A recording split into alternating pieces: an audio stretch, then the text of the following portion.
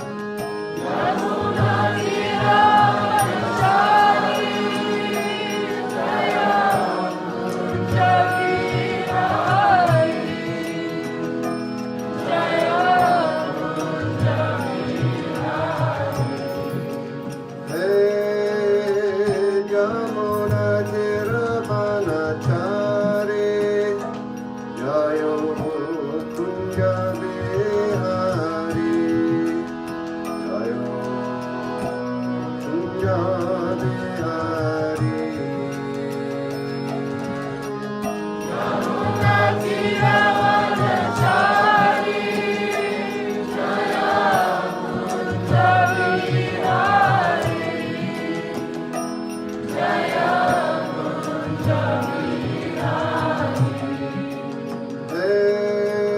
Yamuna Tiravanachare Jayo Kunja Bihari Jayo Kunja Bihari Yamuna Tiravanachari Jaya Kunja Bihari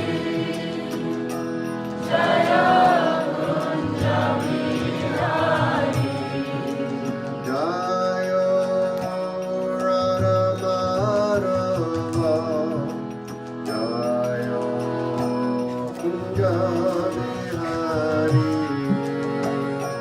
Jayo Radha Madhava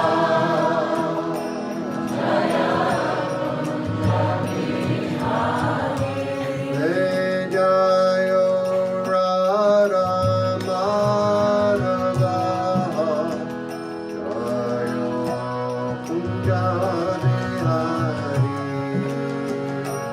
Jayo Radha Madhava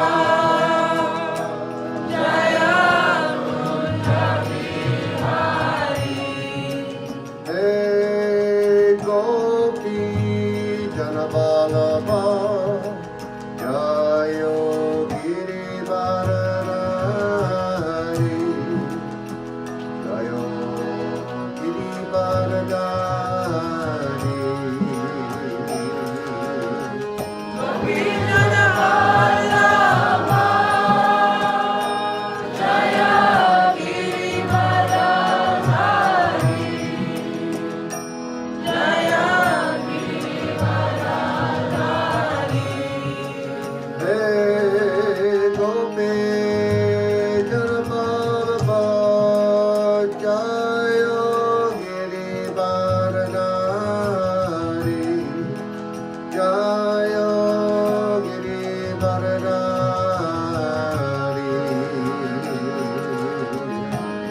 Jayo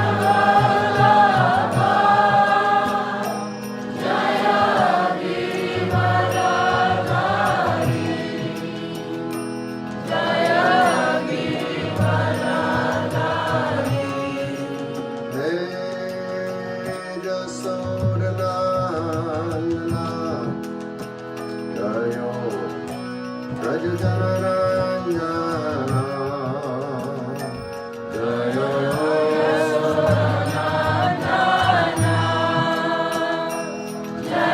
Jasodanandana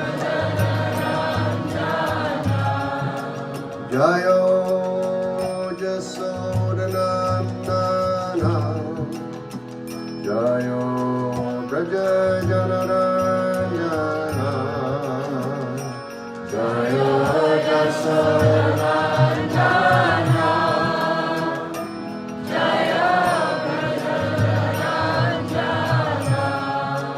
Hey Jasodanandana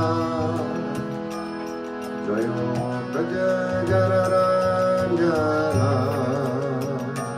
Jaya Jasodanandana Jaya Brajaranjana Yamuna Tiravanachare Jayo Kunja Bihari Jayo Kunja Bihari Yamuna Tiravanachari Jaya Kunja Bihari Jaya Kunja Bihari Hey Yamuna Tiravanachare Jayo Kunja Bihari Jayo Kunja Bihari Yamuna Tiravanachari Jaya Kunja Bihari Jaya Kunja Bihari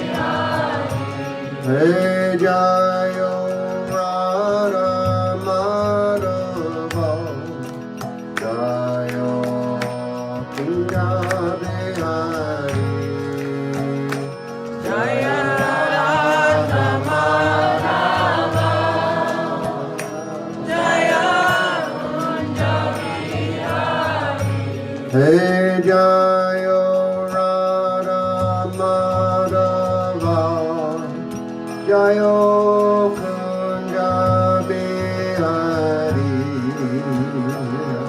Jaya Radha Madhava, Jaya Kunja Bihari. Hare Krishna, Hare Krishna, Krishna Krishna, Hare Hare, Hare Rama, Hare Rama, Rama Rama, Hare Hare, Hare Krishna, Hare Krishna, Krishna Krishna, Hare Hare, Hare Rama, Hare Rama, Rama Rama, Hare Hare. Hare Krishna, Hare Krishna, Krishna Krishna, Hare Hare, Hare Rama, Hare Rama, Rama Rama, Hare Hare, Hare Krishna, Hare Krishna, Krishna Krishna, Hare Hare, Hare Rama, Hare Rama, Rama Rama, Hare Hare. Hare Krishna, Hare Krishna, Krishna Krishna, Hare Hare, Hare Rama, Hare Rama, Rama Rama, Hare Hare. Hare Krishna, Hare Krishna, Krishna Krishna, Hare Hare, Hare Rama, Hare Rama, Rama Rama, Hare Hare. Hare Krishna, Hare Krishna, Krishna Krishna, Hare Hare, Hare Rama, Hare Rama, Rama Rama, Hare Hare. Krishna, Hare Krishna, Krishna Krishna, Hare Hare, Hare Rama, Hare Rama, Rama Rama, Hare Hare.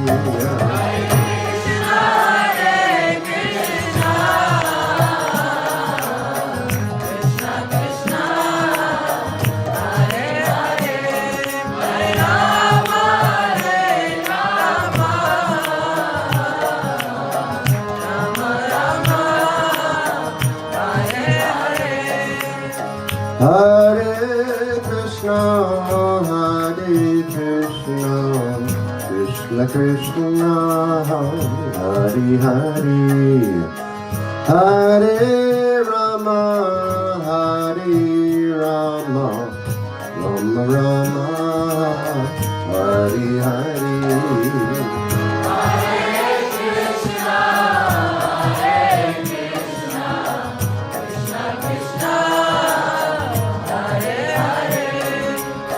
Hare Rama, Hare Rama, Rama Rama, Hare Hare.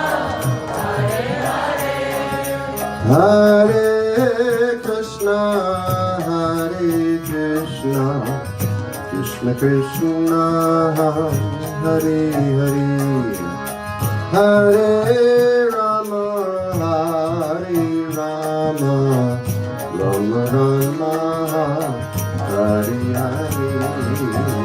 Hare Krishna, Hare Krishna, Krishna Krishna, Hare Hare, Hare Rama, Hare Rama, Rama Rama, Hare Hare. Hare Bol, Hare Bol, Hare Bol, Hare Bol.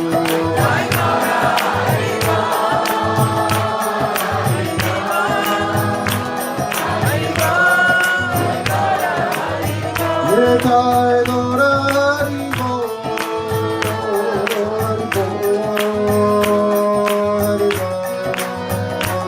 Hari Bol.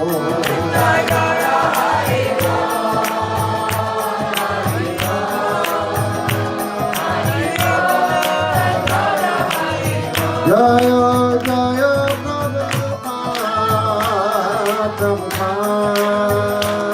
Prabhupada, Jaya Prabhupada.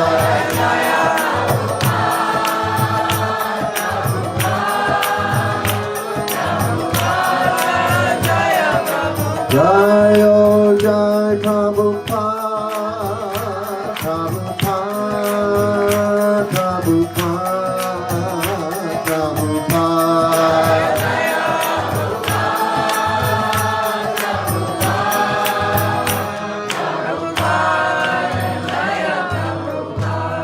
Srila Prabhupada ki Jai Om Vishnupad Paramahansa Parivraja Kacharya Asto Tapastasisi Mad His Divine Grace A.C. Bhaktivedanta Swami Maharaj Srila Prabhupada ki Anantagati Vaishnavrinda ki Namacharya Srila Haridas Thakur ki Primsikaho Shri Krishna Chaitanya Bhagavatananda Shri Advaita Gadadhar Shri Vasadi Gaur Bhakta Vrinda ki Shri Shri Radha Krishna Gopina Shamkun Radha Kun Girivardhan ki Vrindavan Dham ki Mayapur Navadip Dham ki Ganga Maya ki Jamuna Maya ki Bhakti Devi ki Tulsi Maharani ki Sambheda Bhakta Vrinda ki Srinatai Gopremanandi. All glories to the assembled devotees. All glories to the assembled devotees. All glories to the assembled devotees. All glories to Shri Guru and Shri Gauranga Hari Bol.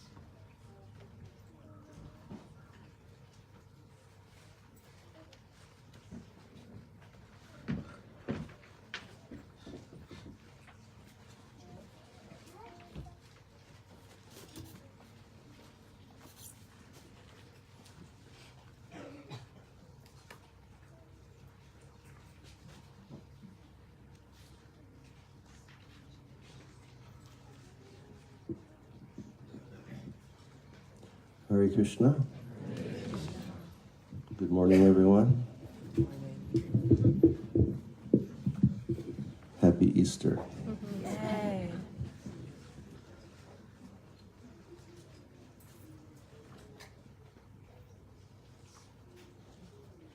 Somebody reminded me that last year when I was here, I gave a whole talk about Easter. Last night, Gurudev was saying, your grandfather was a preacher, man. Get out the Bible tomorrow morning. My grandfather was, he went to the Congo in 1912, and he established a mission in the heart of Africa.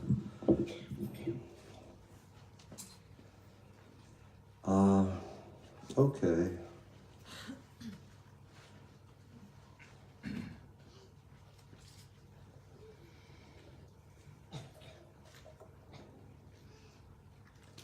Yesterday we mentioned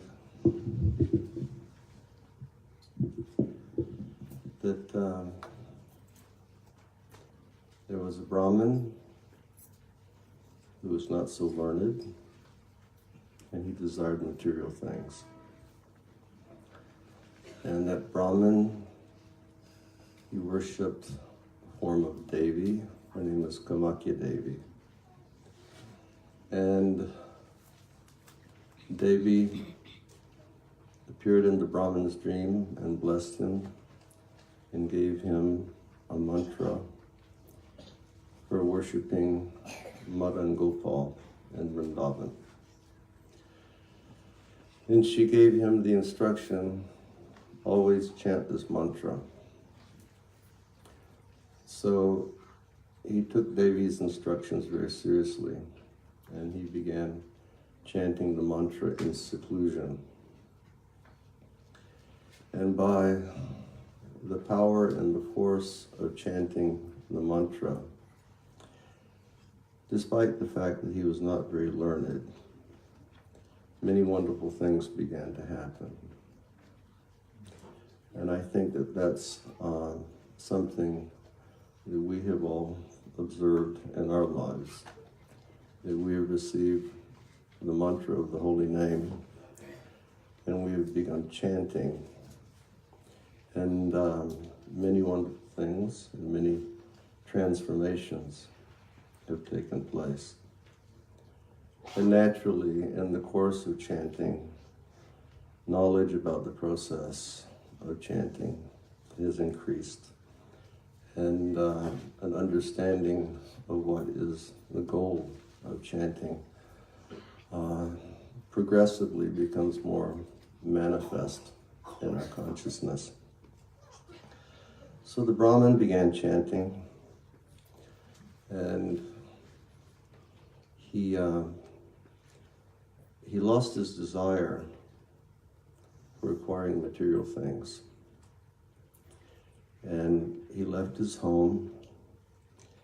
He traveled south to where the Ganga flows into the ocean.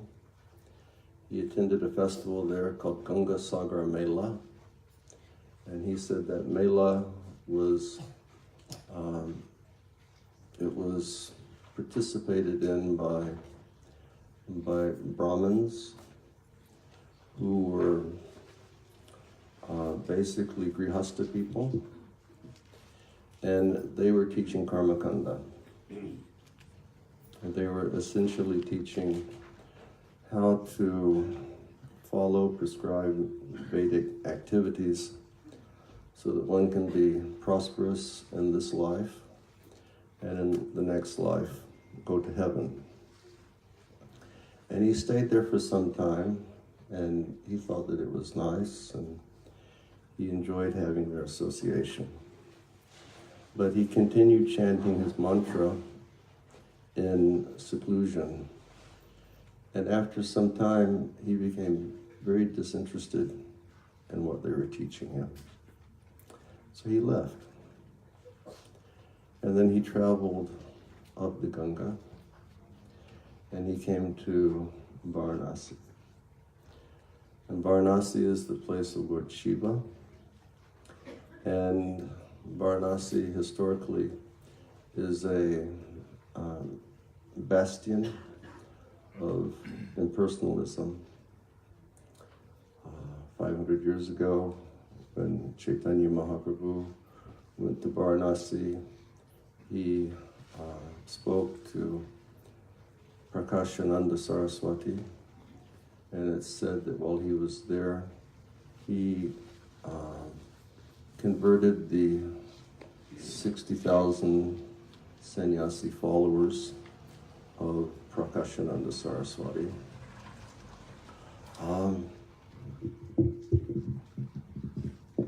So they were presenting impersonal understanding, and so he stayed there because he liked hearing discussions from Vedanta. He liked hearing all of these Puranic discussions, and plus they gave him good food, and he appreciated getting fed all the time and fed tasty things.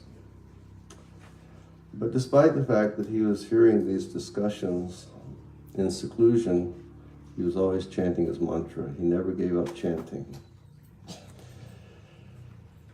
And after some time, he lost interest. He said, no, this is not for me.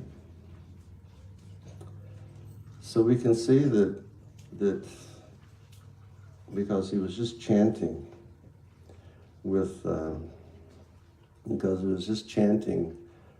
faithfully, as he'd been instructed by Devi, very quickly he lost interest in the fruits of karma, and very quickly he lost interest in the fruit of the pursuance of jnana, meaning impersonal liberation. And we know that when Srila Rupa Goswami, in his Bhakti Rasamrita Sindhu, when he gives the definition of bhakti, he says that bhakti has like primary lakshana and secondary lakshana. Bhakti has primary characteristics and secondary characteristics. And he describes that by saying, Anyabhi vasita suninyam yanakamari yanavritam anukulyena Krishna anushilanam bhakti uttama. The uttama bhakti is defined in this way. Secondary characteristics are jnana karmadi yanavritam. The results for the desire to taste the results of jnana, meaning impersonal liberation, and karma, elevation to heaven, they're eradicated. And then he said that the primary lakshana, or the primary characteristic of bhakti, is anukulyena Krishna anushilanam, which means that our duty as devotees is that we always cultivate activities which are favorable to Krishna. Anukul means favorable. Anukulyena Krishna. So we cultivate things that are favorable for Krishna's devotional service, meaning we associate with Vaishnavas. We chant the holy name. We hear the Brihad-bhagavatamrita. We live in holy places. We worship deities. So many different activities are favorable for Krishna's devotional service. Anukulyena Krishna anushilanam. And we always cultivate those activities. So by chanting, very quickly, he lost his taste for karma. He lost his taste for jnana. So then he continued on his way up the Ganga. And the next place he came to was Prayag. And at Prayag, he had a different experience. At Prayag, that's where they had the Kumbh Mela. Like this year was Purna Kumbh Mela in January, February. It was big Kumbh Mela. And many of you who follow Srila Gurudev on Facebook and other social media, you saw how he was posting pictures because he attended the Kumbh Mela this year and he had contact. I mean, he has a very good friend whose name is Pundarik Goswami in Vrindavan. And Pundarik Goswami was introducing Maharaj to all of the big mahants and the big acharyas who were participating in the Kumbh Mela. So he went to Kumbh Mela, and there something interesting happened, and something really, game-changing happened in the course of his spiritual life. And the game changer is that he came into the association of Vaishnavas, because there are many devotees there. And he said, I came to this place and I found these people. He said, they were always reciting Srimad Bhagavatam. They were always singing the names of Krishna. They always had their hands in the air. They were always crying. They were always falling down on the floor and rolling back and forth. He said they were amazing people. You know, something different was going on here. And he said Sankirtan was always going on very, very loudly, loud chanting of the Lord's holy names. And because he hadn't had experience of them before, he wanted to approach somebody, and he wanted to ask somebody what was happening. And so he went to the devotees and he said, my dear people, could you stop making all this racket for just a moment and tell me what in the world is going on here? And the exact word that Gopi Puranadana Prabhu, uses in his translation, just stop the racket. Stop making all this noise and just tell me what's going on. And then as soon as he said that, then he got, the typical Hare Krishna response. He got the hardcore response. Shut up! Why are you speaking about our kirtan that way? It's racket. And then there were advanced Vaishnavas who had like a lot of compassion. And they came to him and they started explaining to him what was going on. And they said, we're worshiping the Lord through chanting the holy name. And they said, come, we'll show you the form of the Lord that we worship. And so he was very interested. And they took him and they showed him the deity of Bindu Madhava. And they said, this is our Lord. And he was a form of the Lord that had 4 arms. And so this Brahmin, he became very interested, in this form of Krishna. But he was having a conflict. And his conflict really started getting intense. His conflict was by his faithful chanting of the Maha Mantra, or by the faithful chanting of the mantra of Krishna's names that he had received from Devi. He was becoming so advanced already that when he would chant the mantra, he would see the form of Madan Gopal while chanting. And here, he started seeing the Vaishnavas were worshiping a form that looked different than the form of the deity that he was seeing in his mantra. And he was going, what's going on? What's happening? And he loved the Vaishnavas association so much, but he really started having a conflict. He was saying, my Lord doesn't look like their Lord.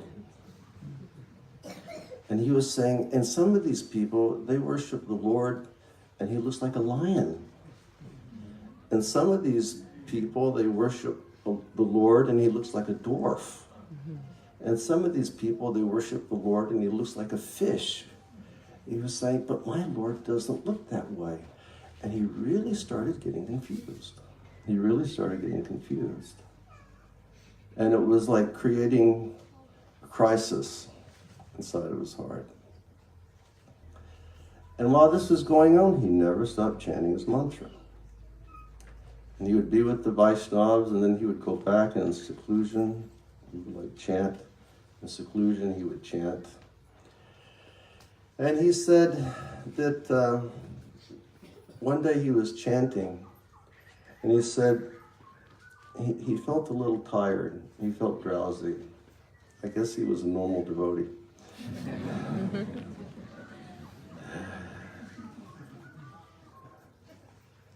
I remember the very first time when the devotees caught me.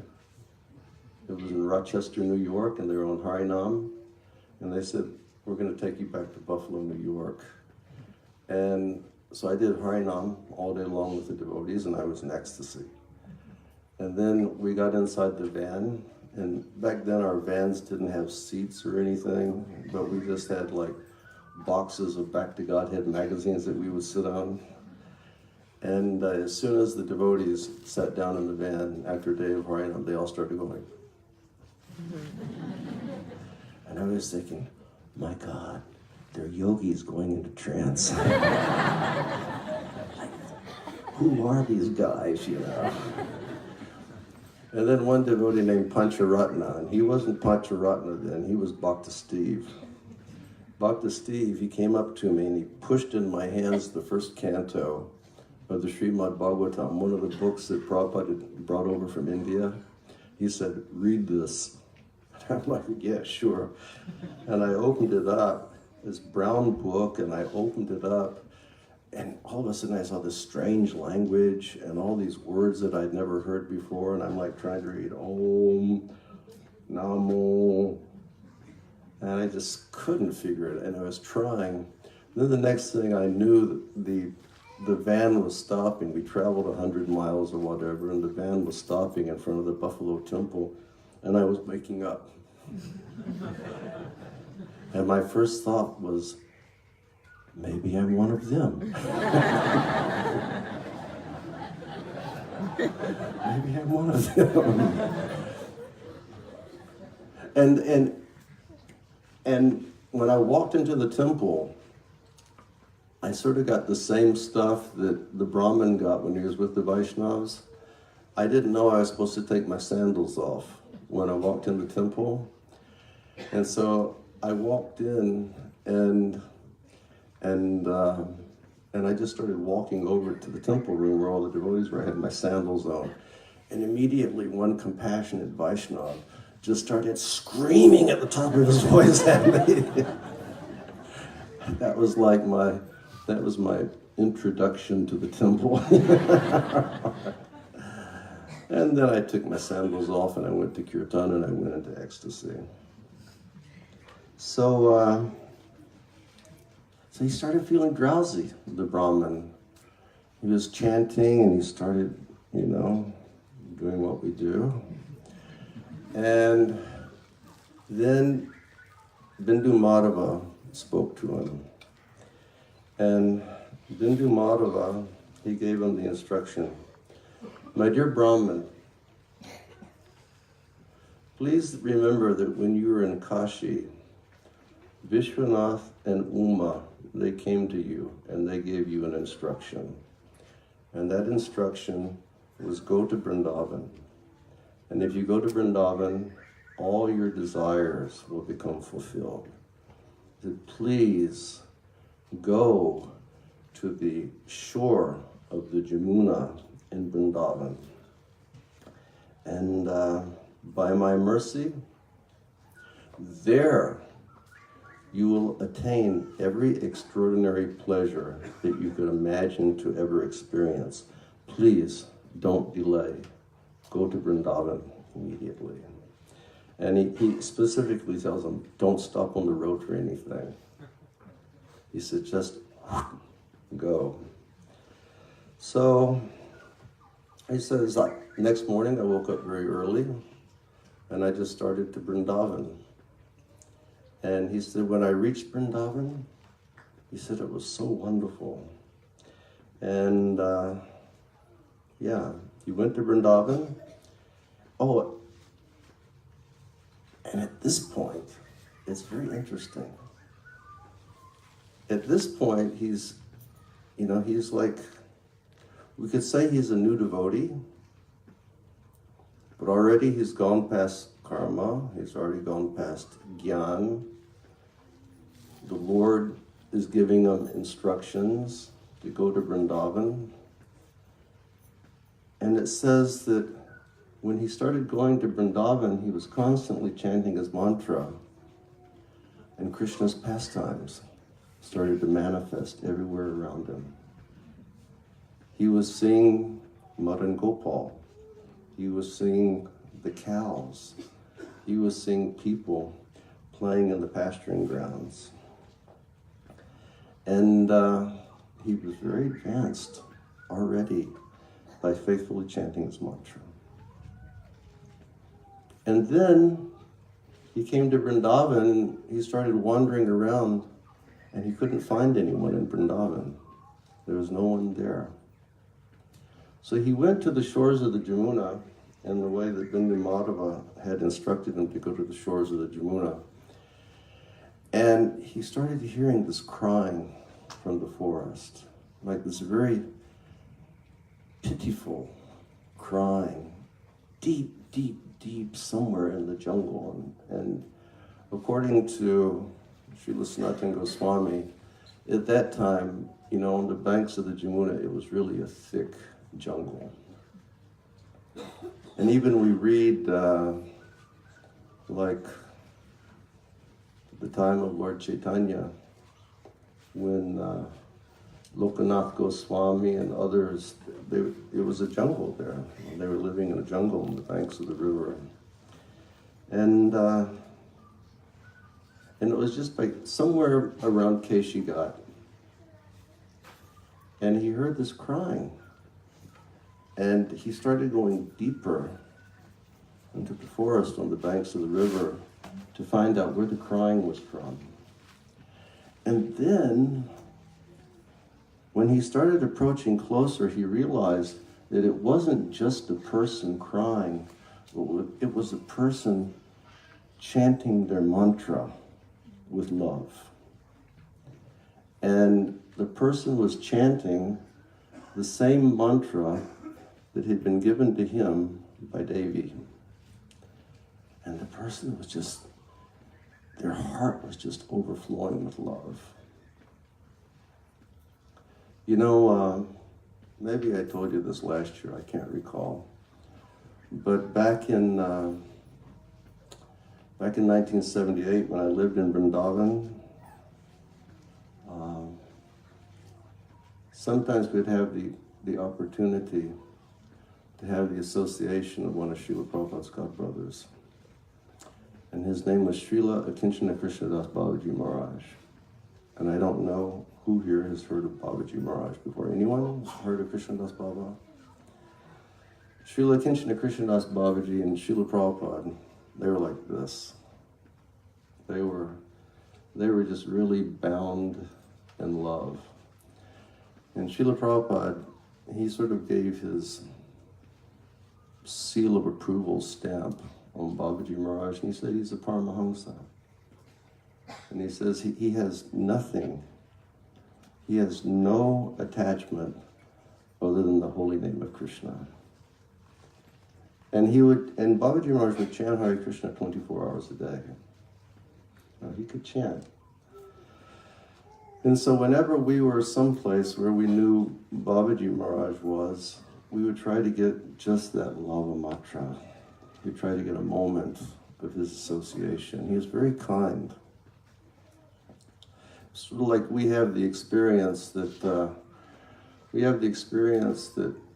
like I know with myself, and I don't, maybe some of my god brothers and god sisters here who have Srila Prabhupada's association, you know, I was always like, really sort of like shy and scared when I was around Srila Prabhupada.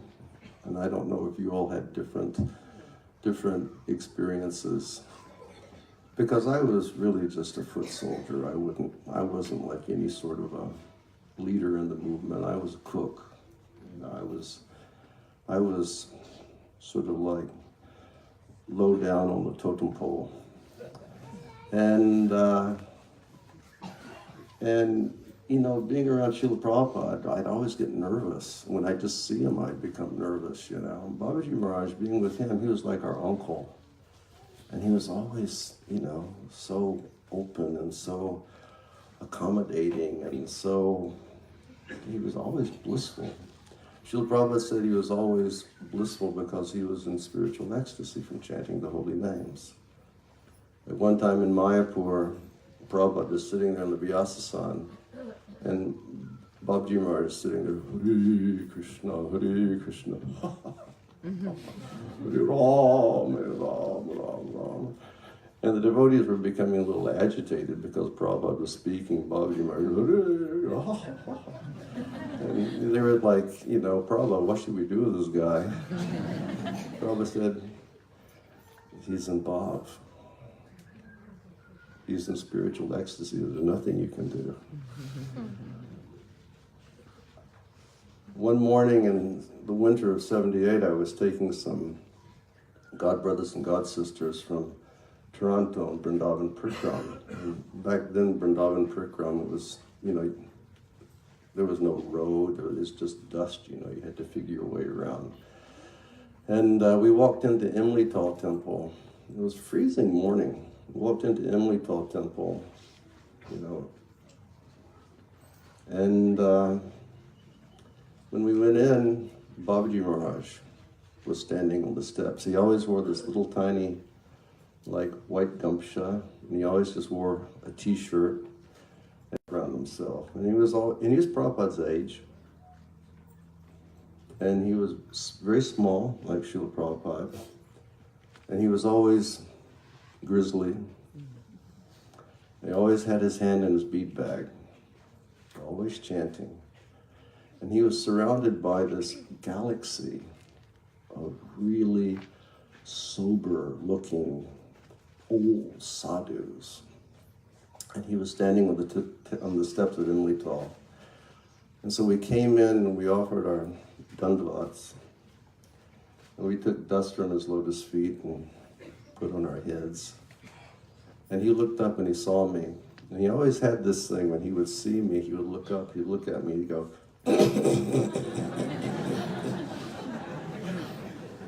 like, oh my God, not you again. And then he went. So I came close to him and he said, today is Ekadashi. He said, every Ekadashi, I spend the night in this temple and I chant Hare Krishna all night long. He said, would you like to come chant with me? And I was like, yeah, I'd love to come chant with you. And so that's what I did. And I went down to Imlital about 8:30 in the evening and went in. And he was like we learned, all of us, our old generation, we basically learned kirtan from, and mridanga playing and everything from Srila Prabhupada. And some of us, we learned a lot of the stuff that Babaji Maharaj would do also. And when he would sing, it was like every syllable of the Maha Mantra, he'd just taken it and dipped it in honey, but the honey was love. And it was like every syllable of the Maha Mantra was just drenched in the honey of love. And I was thinking, wow, tonight, we're going to do kirtan all night long with Babaji Maharaj.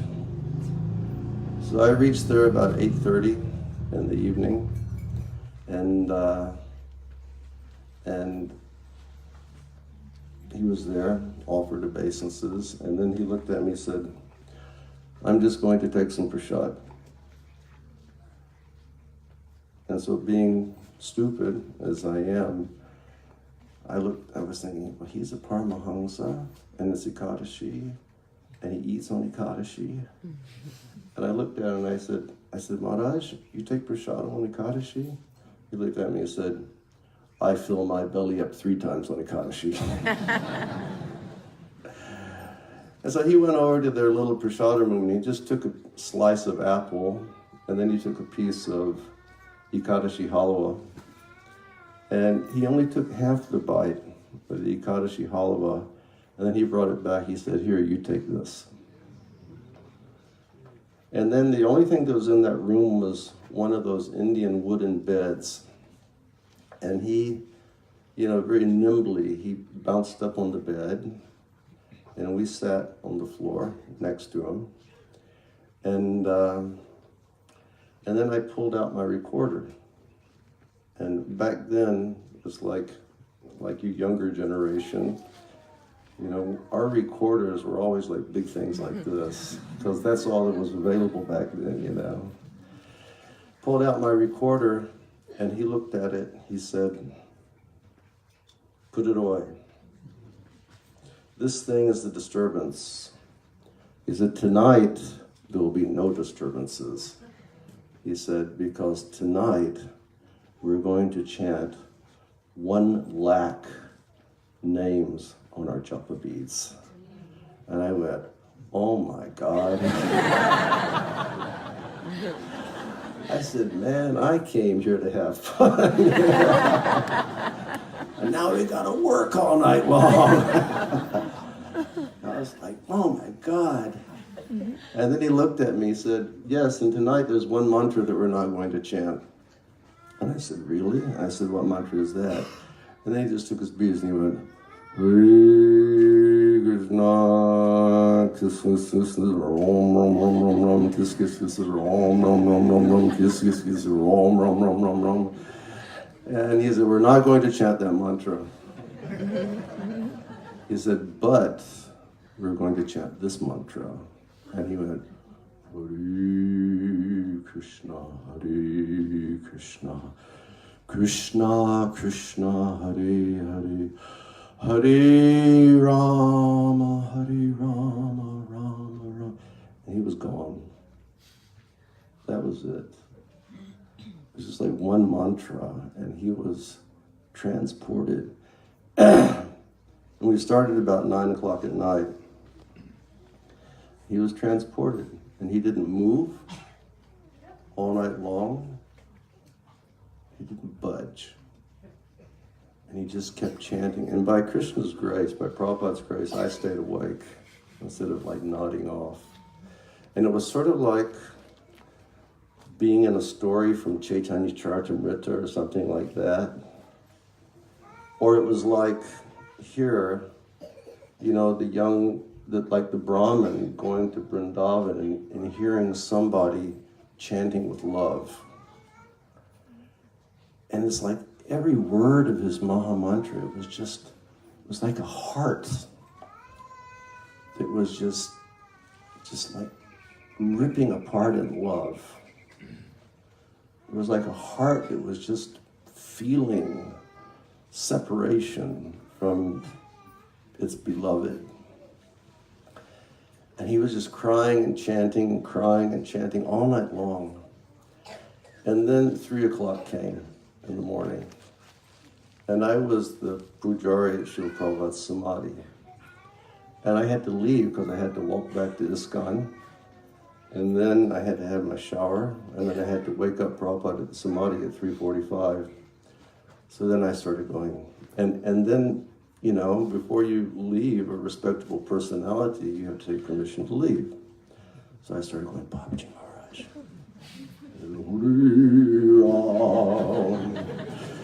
I was going, Babaji Maharaj, Hare Krishna. And finally I went, Babaji Maharaj. And he went, what? What? And I said, Maharaj, I have to go. And he said, get out of here immediately. He used the word jiao, you know, which is like a, you know, sort of like a low-class way of saying, go, jiao. And then I offered my obeisances, and I got up to leave, and then he folded his hands, and he looked at me like he was a little boy. And he said, go. He said, promise me one thing. And I said, yes, anything. What do you want? And he said, Kirtaniya Sadahari. He said, always chant the holy names. Never stop chanting. So this Brahmin heard somebody performing Nam Sankirtan with pure love. And he started looking for that person. And Sanatana Goswami says that he went to the banks of the Jamuna, and he said he went so deep into the grove on the banks of the Jamuna, he said it became so thick in there that there was a place where even the sun couldn't shine through. And he looked in, and he saw this very beautiful young man who was sitting there. He said he was absolutely beautiful, and he had the dress of a cowherd boy.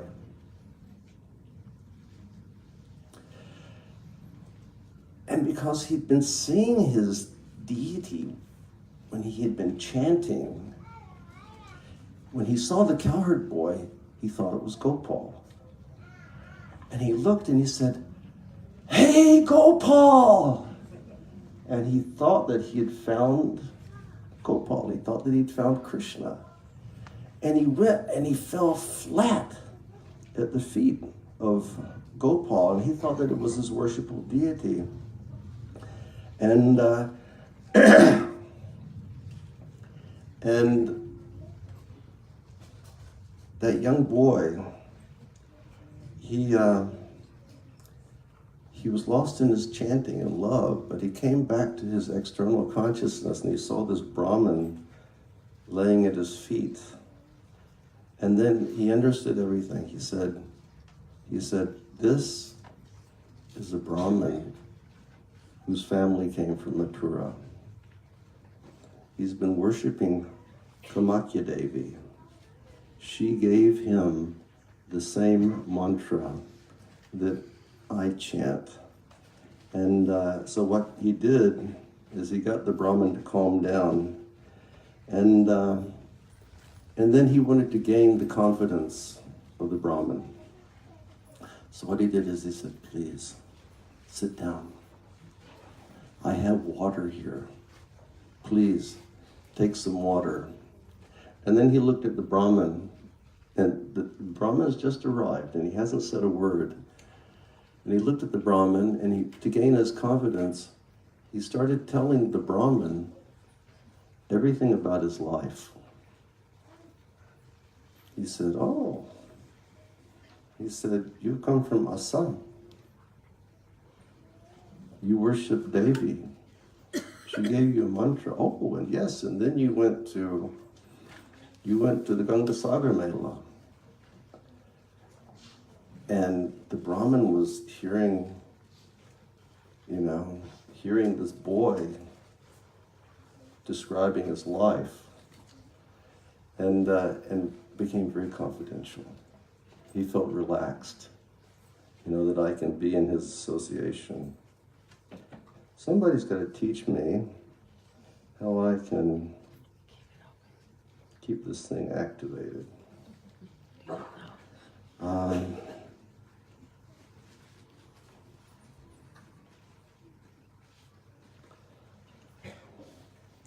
Okay, so now it's going to start. The Brahmin, after Gop Kumar has gotten his confidence, then with great humility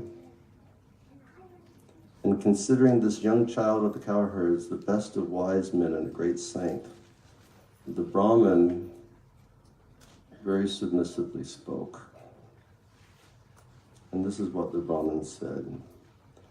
The Brahmin said, "From various sources, I have heard about various goals, and I've heard about various methods to achieve them. But I still cannot definitely decide what goal should I strive for, and what do I have to do to achieve it?" So again, it's come directly to the point, sadhya and sadhana. I heard from these people who were teaching about karma that was the goal. And they were saying you can perform rituals. And I heard from people who were cultivating knowledge that liberation was the goal. And they were very austere and they were studying Vedanta. But still I haven't been able to understand sadhya and sadhana. And as we mentioned yesterday, this is our business. Our business is to understand what is the highest goal of life. We know what is the highest goal of life. Namo Mahabharanyaya Krishna Prema Pradayate. Chaitanya Mahaprabhu came to give Krishna prema. He came to give a very exalted form of Krishna prema. Anarpita charim churat koruna yavatirna kalau samarpayitam unnata ujvala rasam savakti shriyam. Lord Chaitanya came to give something, anarpita charim churat, that had not been given for a long, long, long time. And what was it that he came to give? Unnata ujvala rasa. He came to give the type of love that is only experienced by the residents of Goloka Vrindavan. He didn't come to give us any other type of love for God. And really, my dear devotees, we understand that there's many different types of love. There's really lots of different types of love for God. And we'll see that in the course of Gopkumar's journey.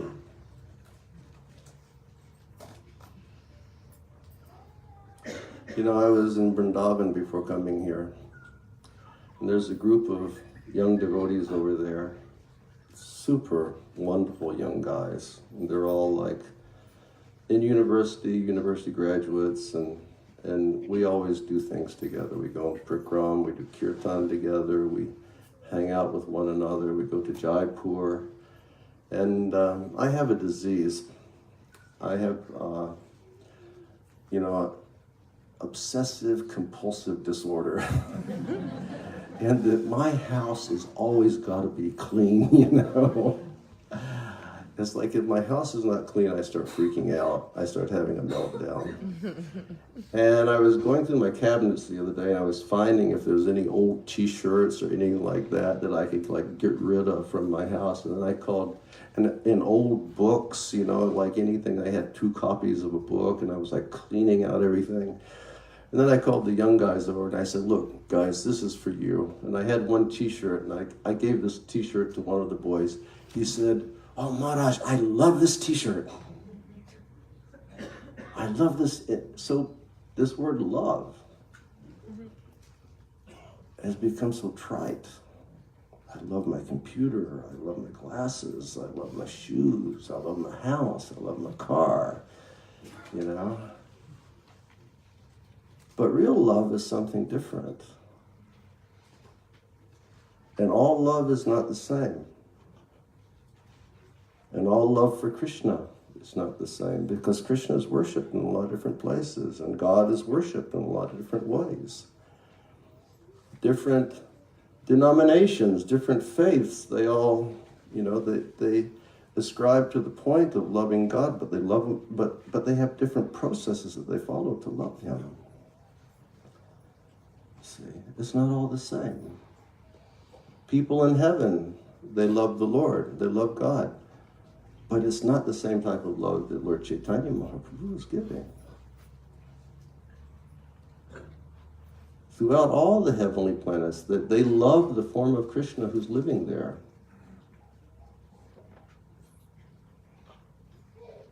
And in Vaikuntha, in the spiritual world, to go to the spiritual world, you have to have pure love. You have to have that type of love that you're doing it and you're not expecting anything in return. It has to be selfless love. So to put your toe inside of the spiritual world, like the whole nature of your consciousness or your concept of love, it has to radically change. There has to be like a real paradigm shift. You know, I'm not doing it because I'm expecting anything in return. I'm doing it just on the basis of love. But even their love is imbued with different feelings that you don't find in Goloka Vrindavan. And Chaitanya Mahaprabhu came specifically to give us that Goloka Prem. And he did that by blessing us with Harinam Sankirtan. Golokera Premadan Harinam Sankirtan. that by performance of this Harinam Sankirtan, we can actually taste the love of Goloka Vrindavan. Something very, very special. We can love Krishna as one of his servants in Goloka. We can love Krishna as one of his boyfriends in Goloka. Like Vinod and I, we had a friend in Vrindavan, Dadu. Pratapana, were you there when Dadu was there? Can you remember Dadu? Or you had already gone? Can anyone here remember Dadu? A few hands go up. Dadu was a cowherd boy. He was like signed, sealed, delivered. He was stamped. The only thing that he desired in his life was to be a cowherd boy, you see. And he used to tell me, the only way I will get my desire fulfilled to become a cowherd boy if I receive the grace of Srimati Radharani. She'll bless me. She'll certify me. And then my desire to serve Krishna in the association of Sudam, Subal, Madhumanga, that will become fulfilled. Or he could serve Krishna as one of his girlfriends, or his parents, Mother Jasoda, or his Nanda, as an associate. We can't become Mother Jasoda, we can't become Nanda, but we become an associate of them.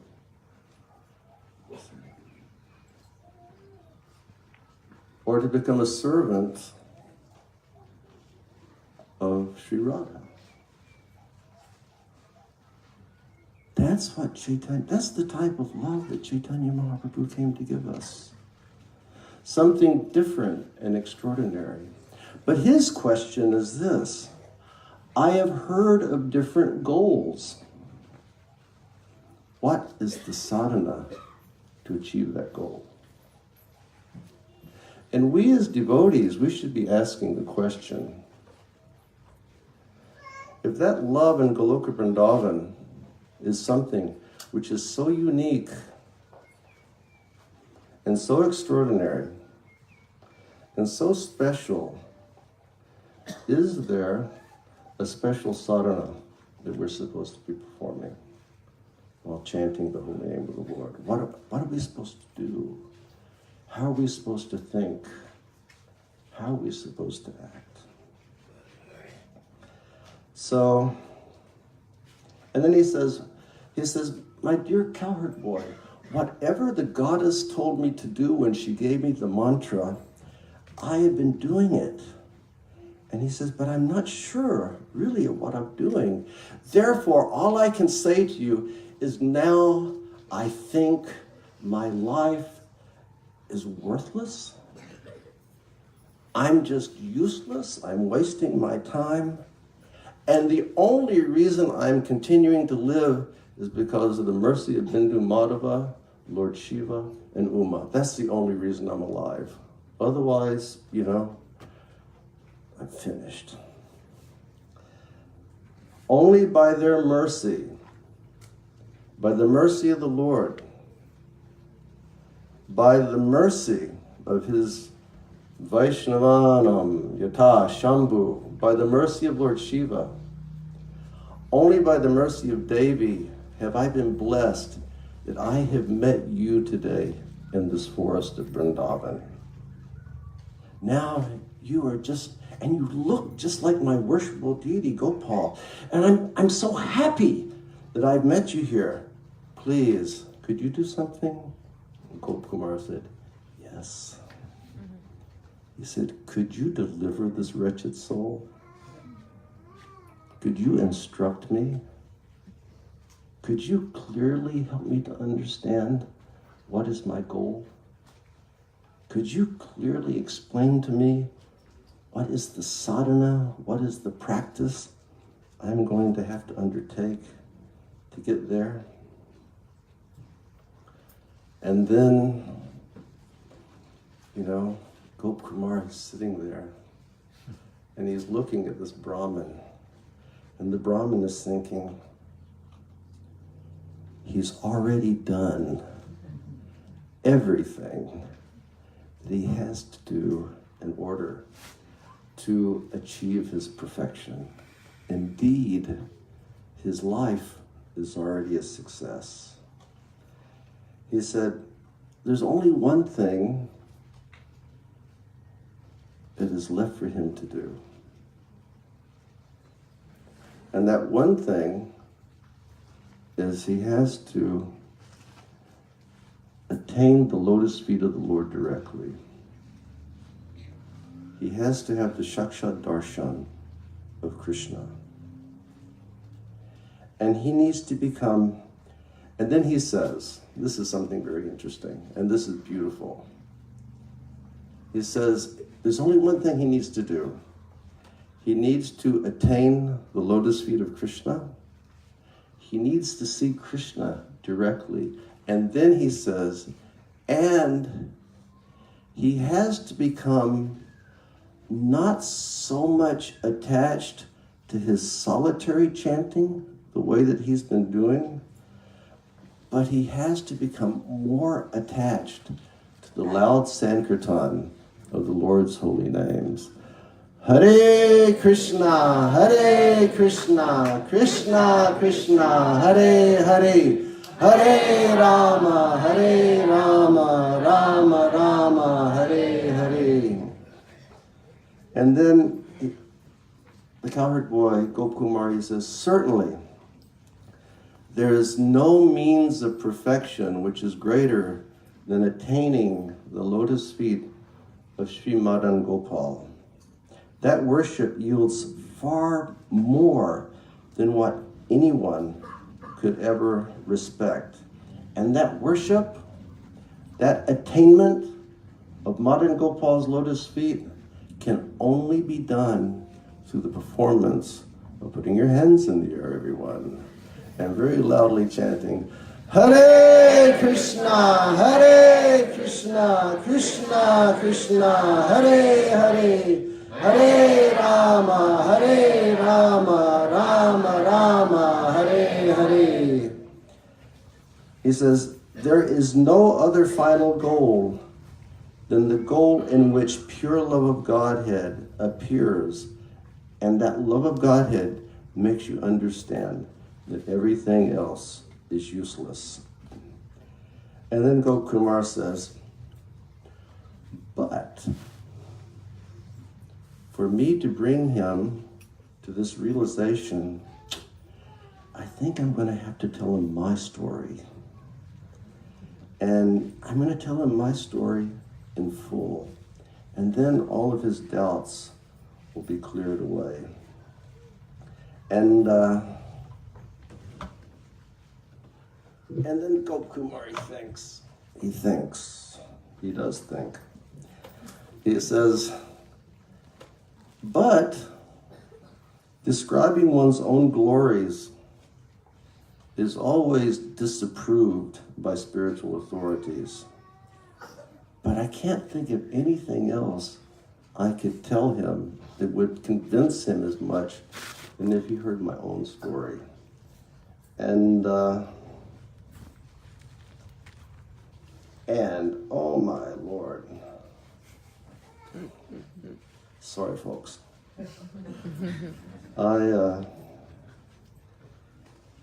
Sometimes I push the wrong button when I'm using my computer and the text goes away.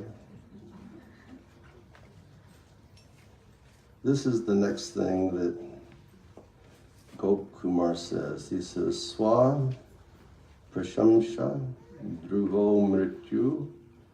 And that phrase means self-praise is as good as death. That's nice, isn't it? To praise yourself is as good as death. So next time we all start getting a little heady about ourselves and we start blowing our own horn, we should remember that self-praise is as good as death. So he decides to tell the Brahmin his story, and it's the story of sadhana. It's the story of meeting his spiritual master, and it's the story of sadhana that takes trillions of billions of years. And if we become imbued with the mercy of Srila Sanatana Goswami and Sri Madan Gopal and Gop Kumar, we'll cover a trillion billion year story tomorrow in 1 hour. Thank you all very much. Hare Krishna.